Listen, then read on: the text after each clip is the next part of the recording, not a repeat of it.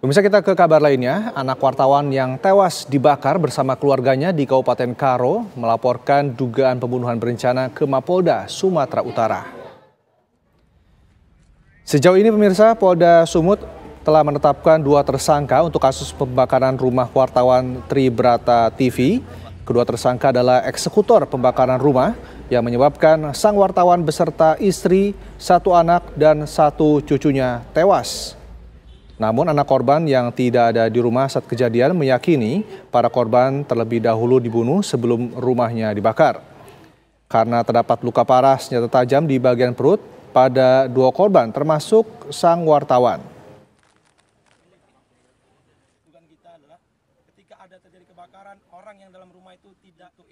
Saya berharap agar Bapak Kapolda dan Pangdam mengusut tuntas kasus yang menimpa keluarga saya sampai ke akar-akarnya. Dugaan tindakan pembunuhan. Dan saya yakin keluarga saya tidak murni kebakaran, melainkan dibakar. Ini terkait dengan adanya dugaan pembunuhan berencana itu, kita sudah menghadirkan beberapa bukti. Bukti itu foto, ya kawan-kawan media bisa lihat ini foto. Salah satu adanya dugaan pembunuhan ini adalah bukti foto mayat korban yang 4 yang hari ini adalah kita ketahui dia jurnalis Tribrata, atas pemberitaannya harus diduga hari ini dibunuh. Lalu bagaimana Polda Sumatera Utara merespon laporan dugaan pembunuhan berencana terhadap wartawan Tribrata TV? Di Mapolda Sumatera Utara sudah ada rekan Nofri Afandi. Nofri, sudah sejauh mana proses penyelidikan pihak kepolisian?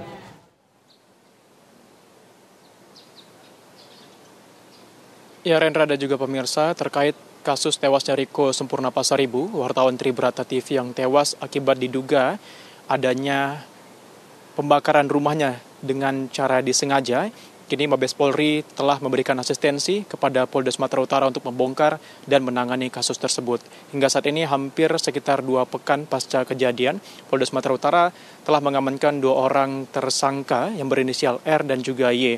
Diketahui ini ke Polda Sumatera Utara, Komjen Pol Agung Setia menyatakan keduanya merupakan eksekutor dan pergerakan kedua tersangka ini juga terekam CCTV. Dinyatakan bahwa keduanya sempat mendatangi rumah korban Riko dan kemudian melakukan survei. Setelah itu menyiramkan bahan bakar ke rumah korban. Kedua tersangka ini yaitu R dan Y yang bertindak sebagai eksekutor ini memiliki peran, diantaranya pelaku R berperan membeli bahan bakar berupa solar dan pertalite seharga Rp130.000 dan kemudian mengemudikan sepeda motor ke rumah korban. Sementara pelaku Y ini berperan menyiramkan bahan bakar menggunakan 2 botol air mineral yang berisi solar dan pertalite ke rumah korban, kemudian pelaku Y juga menyalakan api. Pihak kepolisian dalam kasus ini diketahui menggunakan metode modern scientific crime investigation untuk mengungkap kasus ini.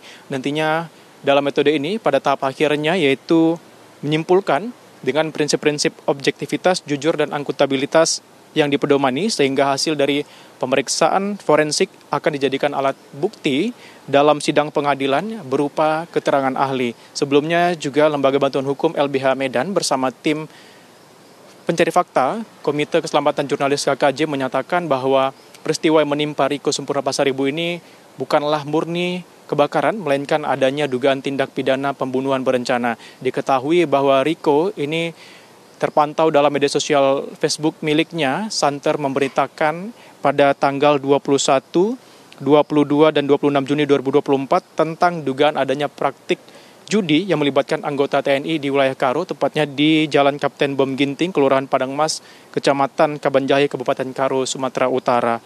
Dan pada Kamis 27 Juni 2024 pada pukul 3:40 waktu Indonesia Barat, rumah Riko Sempurna ini terbakar dan menewaskan Riko bersama 3 anggota keluarga lainnya. Di antaranya 3 anggota keluarga Sempurna yang turut menjadi korban meninggal dunia terdiri dari istrinya Elfrida Boru Ginting, kemudian anaknya Sudi Investasi Pasaribu dan cucunya Loin Situkur. Dan kini anak dari Riko yaitu Eva Pasaribu juga melaporkan ke Polda Sumatera Utara terkait kasus yang menimpa ayahnya dan juga keluarga lainnya ini dengan adanya dugaan tindak pidana pembunuhan berencana. Hingga kini pihak kepolisian mengakui telah mengantongi dan mencari pelaku lainnya yang berkaitan dengan 2 eksekutor, dan sejauh ini sudah ada lebih dari 25 saksi yang diperiksa yang terdapat ataupun dipetakan dengan 3 klaster, diantaranya klaster keluarga, kemudian pihak yang mengenal perilaku tersangka, dan saksi di lokasi kebakaran. Demikian, Rendra. Baik, kita akan tunggu apakah tersangka dari kasus ini akan terus bertambah. Terima kasih Nofri Afandi, informasi langsung dari Medan, Sumatera Utara.